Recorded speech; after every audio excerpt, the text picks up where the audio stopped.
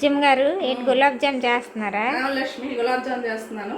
ఇదిగో 200 గ్రాములు గులాబ్ జామ్ ప్యాకెట్ తీసుకున్నాను. దీనికి అరకిలో పంచదార ఉండాలి పాకం తయారీకి. ఇది ఫస్ట్ కట్ చేసుకొని వాటర్ తోటి దీన్ని కొంచెం చపాతీ పిండి కన్నా కొంచెం మెత్తగా కలుపుకోవాలి.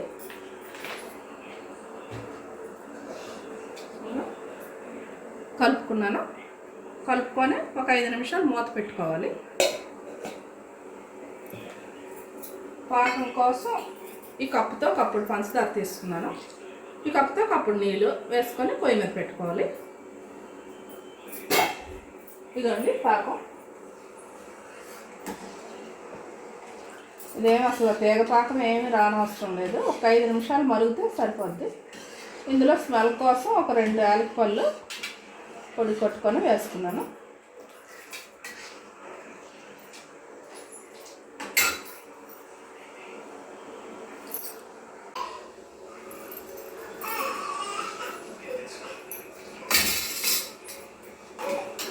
ఇవన్నీ పక్కన పొయ్యి మీద ఆయిల్ పెట్టుకుందాం. ఈలోపు అది వేడవుతుంది. ఈలోపు మనమేమో వంటలు చేసుకుందాం. కొద్దిగా ఆయిల్ ఇలా రాసుకొని సాఫ్ట్గా ఎక్కువ ప్రెస్ చేయకుండా చేసుకోవాలి. ఫస్ట్ ఇలా పెట్టేసుకుంటే కొద్దిగా వేసి అప్పటికప్పుడు మనం చుట్టుకొని ఆయిల్లో వేసేసుకోవచ్చు.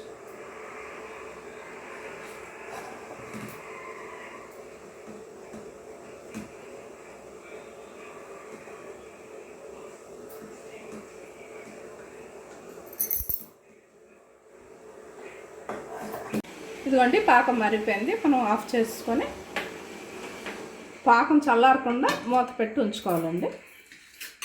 ఈలోగా మనం ఇందులోనే వేసుకుందాం.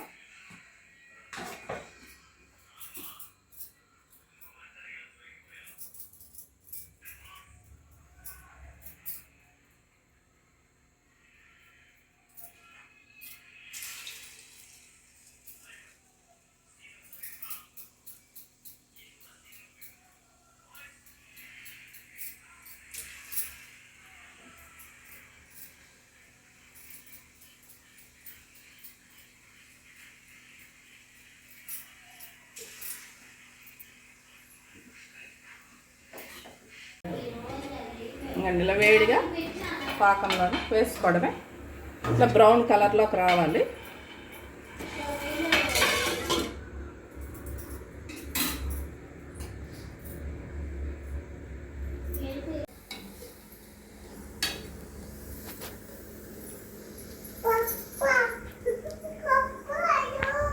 ఇలా సిమ్లో పెట్టుకొని వేయించుకోవాలండి. హైలో పెడితే పైన కలర్ వచ్చేస్తుంది, మధ్యలో ఉండలాగా ఉండిపోద్ది. ఇలా సిమ్లో పెట్టుకొని మంచి బ్రౌన్ కలర్ వచ్చే వరకు వేయించిన తర్వాత అలా వేడి పాకంలో వేసుకుంటే బాగా నాని మంచి టేస్ట్ వస్తుంది.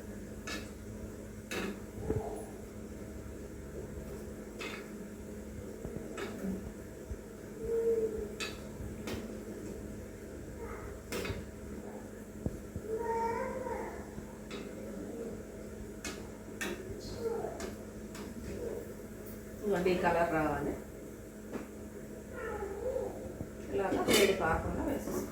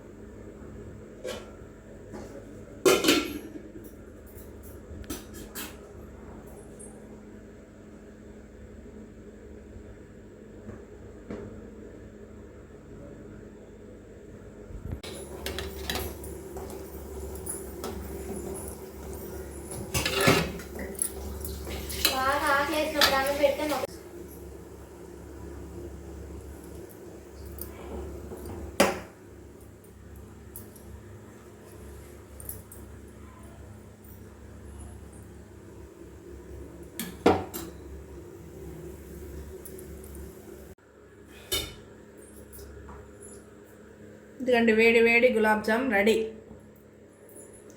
ఈరోజు మా లక్ష్మి వాళ్ళ బాబు పుట్టినరోజు, అందుకోసం చేస్తానండి. తన పేరు హరి. తనకు అందరూ బర్త్డే విషెస్ చెప్పండి. అన్నీ అయితే గిన్నెలోకి తీసేసి తర్వాత పాకంలో వేస్తానండి.